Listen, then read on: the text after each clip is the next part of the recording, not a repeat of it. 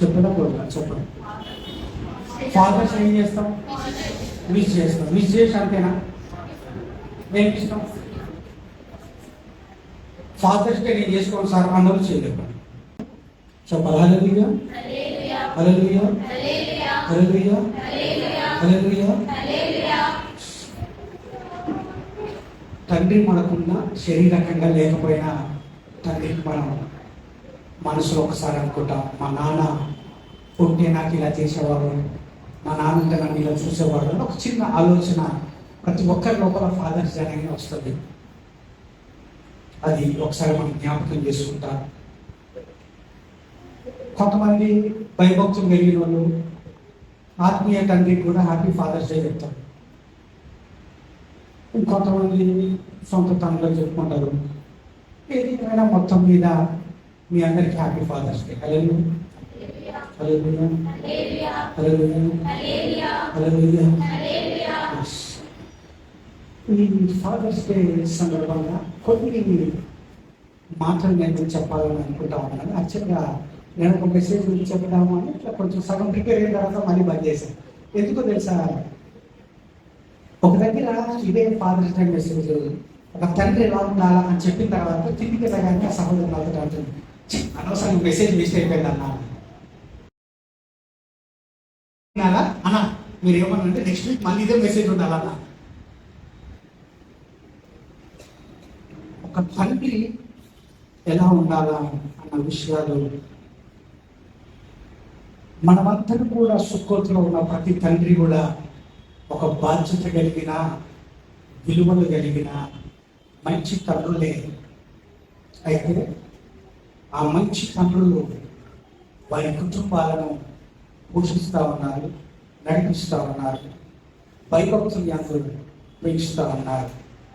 అందును బట్టి ఆ తండ్రులందరినీ దేవుడు దీవించుకుంటారు. అవును, అవును. మనందరికీ పరలోకమందున్న మా తండ్రి అనే ప్రార్థన మనం చేస్తూ ఉంటాం. మన తండ్రి పరలోకమందున్నాడు. ఆ పరలోకమందున్న తండ్రికి మన ప్రార్థన అయిపోగానే మన ప్రార్థన అప్పచెప్పటం, తర్వాత తండ్రి నీవే మాకున్నావు అన్నట్టుగా పరలోకమందున్న మా తండ్రి అనే ప్రార్థన కూడా మనం చేస్తూ ఉంటాం. బైబిల్లో తల్లిదండ్రుల గురించి, తండ్రుల గురించి, తల్లుల గురించి చాలా చక్కగా రాస్తా ఉన్నాడు. తల్లిని తండ్రిని ఎవరు పెట్టాడో తెలియదు కానీ విడగొట్టే పని పెట్టాడు. తల్లిని ఒక దినం పెడతాడు, తండ్రి ఒక దినం పెడుతున్నారు. మదర్స్ డే ఒక రోజు, ఫాదర్స్ డే ఒక రోజు. Why don't you celebrate the parents day అన్నట్టుగా నాకు అనిపిస్తూ ఉంటుంది ఒకసారి. ఎందుకు తల్లి మదర్స్ డే, ఫాదర్స్ డే పెడతారు? దాని బదులు పేరెంట్స్ డే చేసుకోవచ్చు కదా, బాగుంటుంది కదా. బైబిల్లో పేరెంట్స్ డే గురించి చాలా సందర్భాలలో చక్కగా రాయబడ్డదండి, చాలా చక్కగా రాయబడ్డది. They both are the balancing the family. వాళ్ళిద్దరు కూడా ఒక కుటుంబాన్ని చక్కగా ఒక సరైన మోతాదులో బ్యాలెన్స్ చేసుకుంటూ ఆ కుటుంబాన్ని నడిపించే పద్ధతిని మనం చూస్తూ ఉన్నాం. అయితే దేవుని వాక్యానుసారముగా ఏ కుటుంబంలోనైతే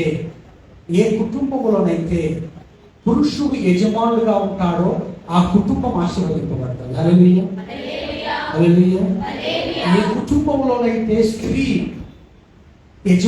యజమానురాలుగా అంటే పురుషుని కన్నా ఆధిక్యం కలిగి ఫస్ట్ ప్లేస్ లో నేనుంటా, కూర్చోమంటే కూర్చోవాలా, లెమ్మంటే లేవాలా, ఇంతే అని మాట్లాడే స్త్రీలు ఉండే ఇంట్లో ఆశీర్వాదం అనేది ఉండదు. నీకెలా తెలుసు సార్? అసలు మా ఆయనకి తెలివి లేదు, మా ఆయనకి జ్ఞానం లేదు, బుద్ధి లేదు, మా ఆయనకి ఏమీ తెలియదు, అసలు మేనేజ్మెంట్ అంటే ఏంటో నాకు తెలుసు, నేను చూసుకుంటా సార్, మా ఆయనకి ఏం తెలియదు అని నువ్వు అంటున్నావు అంటే నువ్వు తెలివి తక్కువ. ఫస్ట్ తెలివి. మీరు అలా అనకూడదు సార్, మీరు తప్పు మాట్లాడుతున్నారు సార్ అంటే నేను మాట్లాడేది కాదు, బైబిల్ వాక్యం చెప్తా ఉంది. ఏ స్త్రీ ఆధిపత్యంలో ఉన్న కుటుంబాన్ని చూసుకున్నా ఆ కుటుంబాలన్నీ పాడైపోయిన కుటుంబాలే బైబిల్లో. ఎందుకండి అలా అంటున్నారు అంటే దేవుడే సాక్షాత్తు ఒక మాట చెప్పాడు. ఏ మాట చెప్పాడంటే, స్త్రీలారా పురుషుడు మిమ్మల్ని Then here